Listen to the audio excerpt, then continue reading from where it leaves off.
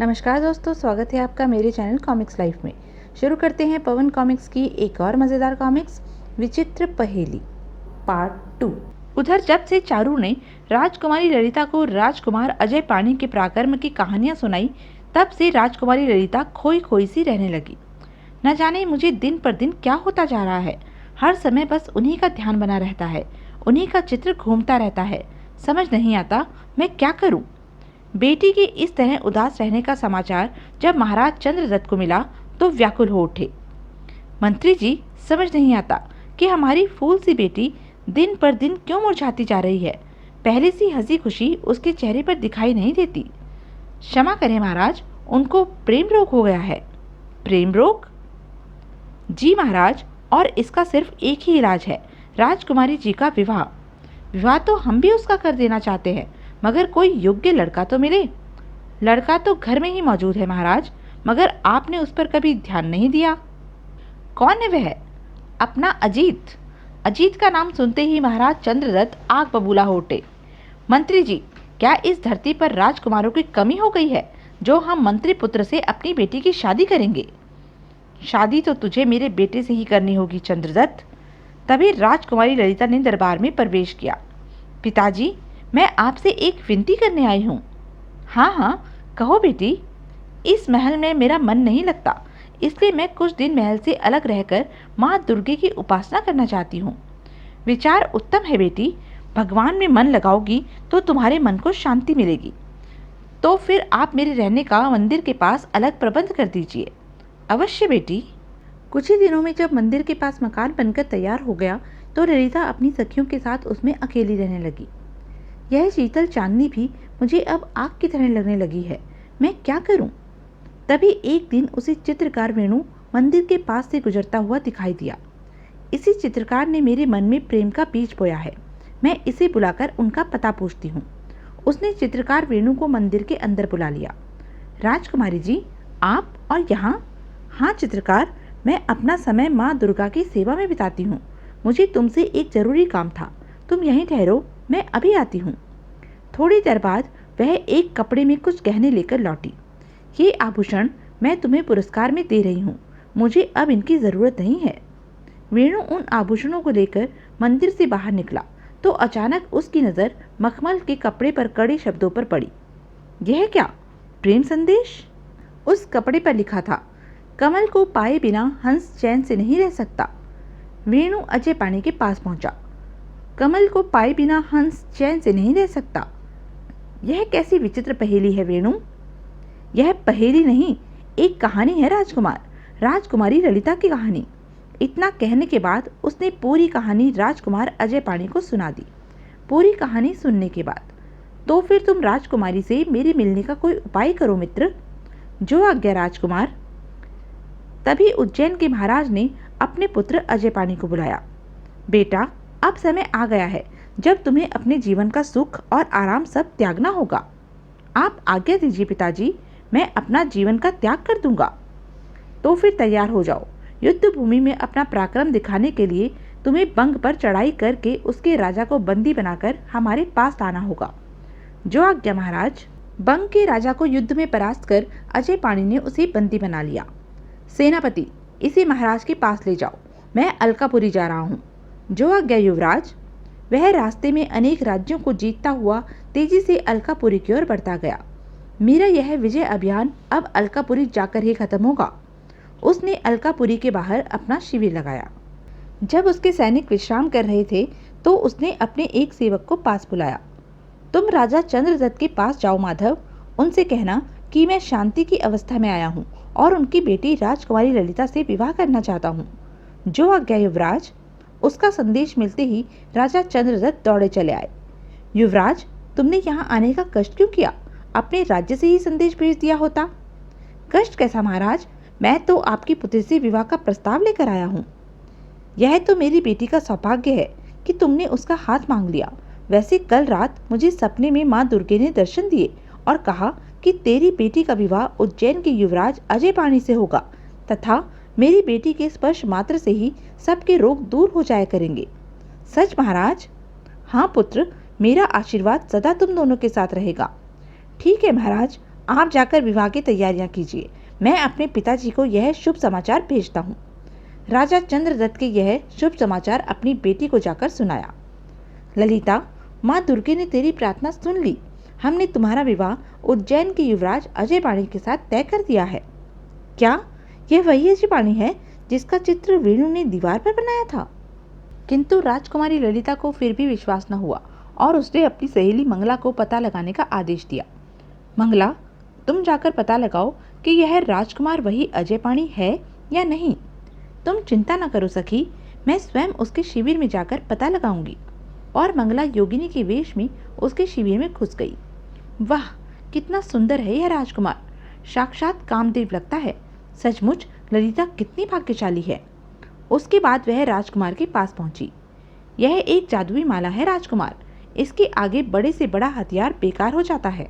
धन्यवाद देवी। वह जैसे ही शिविर से बाहर निकली कि उसके मन में कपट आ गया। क्यों ना मैं स्वयं इस राजकुमार से विवाह कर लूं, ललिता मेरा क्या बिगाड़ लेगी। यही सोचकर उस दुष्ट मंगला ने एक षड्यंत्र रचा। वह सहमी हुई सी राजकुमारी ललिता के पास पहुंची।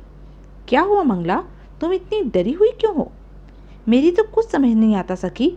मैं तुम्हें कैसे बताऊं कि तुम्हारे राजकुमार अजय पाणी के शरीर में एक प्रेत का वास है। क्या? मगर तुम्हें यह बात कैसे मालूम हुई? मैं वहां योगिनी के वेश में गई थी तो उन्होंने स्वयं मुझसे उस प्रेत को निकालने की विनती की थी। क्या तुमने उसे अपनी आंखों से देखा मंगला? हाँ सखी, वह बड़ा भयानक था, जंगली जानवरों की तरह खूंखार लगता था। उफ, मेरी तो किस्मत ही फूट गई मंगला। मैं अब क्या करूं? तुम इतना निराश न हो सखी। उससे छुटकारा पाने का एक उपाय है कि तुम विवाह के समय अपनी जगह किसी सहेली को बिठा देना। उससे क्या होगा? होगा क्या, वह उससे विवाह कर लेगा और तुम उस जगह से बाहर निकल जाना, फिर हमेशा के लिए उससे छुटकारा पा जाओगी। तो फिर यह काम तू ही कर और मुझे इस बंधन से मुक्ति दिला।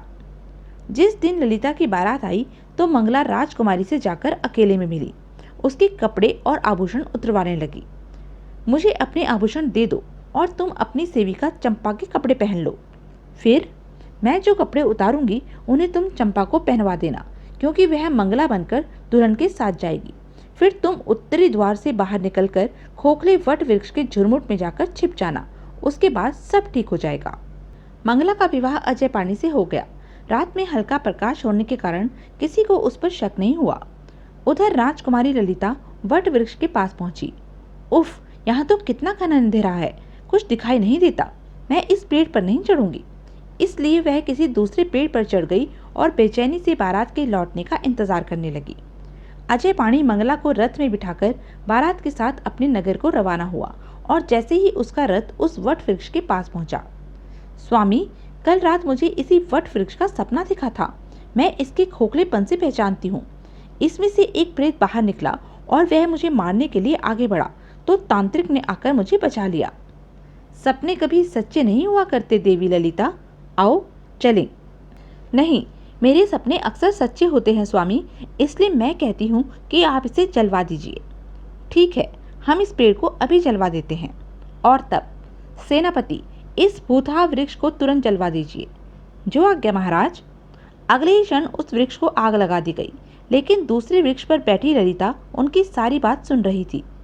उफ, मैंने उसे अपनी विश्वस्त सहेली समझा और उसने मेरे साथ इतना बड़ा धोखा किया कि मुझे मारने तक का षड्यंत्र रच डाला। चलो, रास्ते का कांटा तो दूर हुआ। बेचारी ललिता। बारात के चले जाने के बाद ललिता नीचे उतरी और जलते हुए पेड़ की ओर बढ़ने लगी। मैंने अपना पति और सखी दोनों ही खो दिए। अब मैं जीकर क्या करूंगी? मैं भी इस जलते हुए पेड़ से कूद जाती हूँ। तभी उसे अपने पिता की बात याद आई और वह रुक गई। पिताजी को माँ दुर्गे ने वरदान दिया था कि कुछ कठिनाइयों के बाद मेरी शादी अजय पाणी से हो जाएगी, इसलिए धीरज रखना होगा। वह फिर जंगल की ओर चल पड़ी और गंगा नदी के किनारे एक कुटिया बनाकर एक सन्यासिनी बनकर रहने लगी। मुझे अब अपना सारा जीवन अकेले रहकर यहीं गुजारना होगा, माँ दुर्गे के चरणों में। उज्जैन पहुंचने पर अजय पाणी के पिता ने अपने बेटे का जोश के साथ स्वागत किया। बेटे, मैं अब बूढ़ा हो गया हूँ, अतः तुम यह राजपाट संभालो और मुझे इस भार से मुक्ति दो। नए राजा अजय पाणी की जय। उधर दुष्ट मंगला के दुर्भाग्य का चरण आरंभ हुआ कि अजय पाणी को तेज बुखार आ गया और वह बेहोशी की दशा में ललिता को पुकारने लगा। ललिता, तुम कहाँ हो? जल्दी आकर अपने स्पर्श से मेरा बुखार ठीक कर दो। लेकिन मंगला उस कमरे से बाहर निकल आई।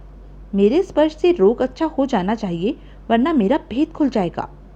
उसने एक भयानक योजना बना डाली। मुझे बुखार के दानव को शांत करना होगा। इसके लिए मुझे एक नर बलि देनी होगी। और वह चंपा के कमरे की ओर चल पड़ी। नर बलि के लिए चंपा ठीक रहेगी, वही मेरा भेद जानती है। इस बलि के बहाने मुझे उससे छुटकारा भी मिल जाएगा। उसने चंपा को नर बलि के अलावा सारी बातें बता दी। अतः वे दोनों रात के अंधेरे में एक उजड़े हुए काल भैरव के मंदिर की ओर चल पड़ी। मंगला ने बलि के लिए एक बकरा भी अपने साथ ले लिया। सियार रो रहे हैं और अंधेरा भयानक लग रहा है। मुझे बड़ा डर लग रहा है मार्किन। डर कैसा पगली, मैं जो तेरे साथ हूँ। मंदिर में पहुंचकर मंगला ने खड़क के एक झटके में ही बकरे की गर्दन काट डाली। मैं बकरे के कटते ही मंगला हाथ में खून से सना खड़क लेकर भयानक हो उठी। उफ, कितनी निर्दयी है यह औरत। मुझे तो बड़ा डर लग रहा है यहाँ, कहीं यह मेरी। उसने फिर वेदी पर खून और चंदन का लेप कर दिया। फिर एक नींबू को काटकर उसने बुखार के दानव को बुलाने की भूमिका बनाई और बुखार के दानव को वहां बुलाने के लिए मंगला ने मंत्रों का आवाहन किया। हे भगवान, यह क्या कर रही है? तभी, आओ चंपा, काल भैरव को दंडवत प्रणाम करो। कहीं यह दुष्टा कोई चाल तो नहीं चल रही, मुझे सावधान रहना चाहिए। लेकिन चंपा ने दंडवत करने की जगह काल भैरव की मूर्ति के आगे खड़े होकर अपने दोनों हाथ जोड़ दिए। तेरी मौत के साथ ही मेरा यह रहस्य हमेशा के लिए दफन हो जाएगा। लेकिन मंगला का वार खाली गया और चंपा बच गई। बचाओ बचाओ, यह दुष्टा मुझे मार डालेगी। उफ, यह तो सब उल्टा हो गया। चंपा की चीख सुनकर महल के रक्षक वहां दौड़े आए। अरे महारानी जी को क्या हुआ? यह अपना मुंह क्यों छुपा रही हैं? अपना काला मुंह छिपाए नहीं तो क्या करे? यह दुष्टा अब मर जाने लायक ही है। गिरफ्तार कर लो इसे, इसने महाराज को धोखा दिया है। महल में पहुंचकर चंपा ने सारी बातें सच सच बता दी। उफ, इतना बड़ा धोखा, इतना बड़ा विश्वासघात। अब क्या करूं मैं? राजकुमारी ललिता को कहां तलाश करूं? तभी महल के रक्षक मंगला को बंदी बनाकर वहां ले आए। ले जाओ इस दुष्टा को और जिंदा दीवार में चुनवा दो। जो आज्ञा महाराज। मुझ पर रहम करिए महाराज, मुझसे भूल हो गई। उसने तब अपने मित्र वेणु को बुलाया। मित्र, हम बड़े धर्म संकट में पड़ गए हैं, हमारी मदद करो। मैं जानता हूँ महाराज कि आपको अपनी राजकुमारी ललिता की तलाश है, तो कोई उपाय करो। हम उसे कहाँ खोजें? अलकापुरी के तपोवन में जाकर उसे खोजिए महाराज। वह एक धर्मपरायण नारी है, जरूर किसी आश्रम में अपनी उपासना कर रही होगी। ठीक है, हम अलकापुरी के चारों ओर स्थित तपोवनों में उसे खोजेंगे। फिर देर न कीजिए महाराज। तब अजय पाणी वेणु को साथ लेकर ललिता की तलाश में महल से निकल पड़ा और कई दिनों तक भटकने के बाद उस स्थान पर पहुंचा जहां एक वृक्ष के नीचे ललिता सन्यासिनी बनी ईश्वर की साधना में लीन बैठी थी। वह देखिए महाराज। कौन? राजकुमारी ललिता? वेणु की आवाज से उसका ध्यान भंग हुआ और उसने अपनी दोनों आंखें खोल दी। अरे, यह तो वेणु है, लेकिन इसके साथ कौन है? कहीं वह अजय पाणी तो नहीं? और वह बेहोश होकर अजय पाणी के पैरों में गिर पड़ी। राजकुमारी ललिता की यह दुर्दशा देखकर अजय पाणी भी बेहोश होकर नीचे गिर पड़ा। धड़ाम! वेणु ने तब पानी के छींटे मारकर दोनों की मूर्छा दूर की। उठिए महाराज, वह दुस्वप्न अब समाप्त हो गया। धन्यवाद मित्र। अगले ही क्षण, ललिता, मैंने सोचा भी नहीं था कि मैं तुम्हें फिर से पालूंगा। मेरी भी आशा टूट चुकी थी स्वामी। मैंने भी अब संसार छोड़ने का निश्चय कर लिया था। वे दोनों जब वापस लौट रहे थे तो रास्ते में एक दीवार में चुनती हुई मंगला को देखकर ललिता खड़ी हो गई। स्वामी, यह आप क्या कर रहे हैं? यह तो मेरी सहेली है और आप उसे दीवार में चुनवा रहे हैं। इसके अपराध को देखते हुए यह सजा भी कम है इसके लिए। नहीं स्वामी, मैं आपको यह पाप नहीं करने दूंगी। आप इसे छोड़ दीजिए। तुम सचमुच महान हो ललिता, मैं तुम्हें पाकर धन्य हो गया। सेनापति, इसे छोड़ दीजिए। जो आज्ञा महाराज। उज्जैन नगरी लौटने के बाद दोनों का विवाह बड़ी धूमधाम से हो गया। कुछ दिनों बाद एक सन्यासिनी महाराज अजय पाणी के महल में आई। कौन? मंगला, मेरी प्यारी सखी, मुझे तुमसे मिलकर बड़ी खुशी हुई। ललिता, तुमने मुझे नया जीवन देकर प्रायश्चित करने का एक मौका दे दिया। मैं तुम्हारा उपकार कभी नहीं भूलूंगी। तो यह थी पवन कॉमिक्स की एक मज़ेदार कॉमिक्स। ऐसी ही मज़ेदार कॉमिक्स के लिए बने रहें मेरे साथ, और हाँ, मेरे चैनल को लाइक, शेयर और सब्सक्राइब करना ना भूलें। धन्यवाद।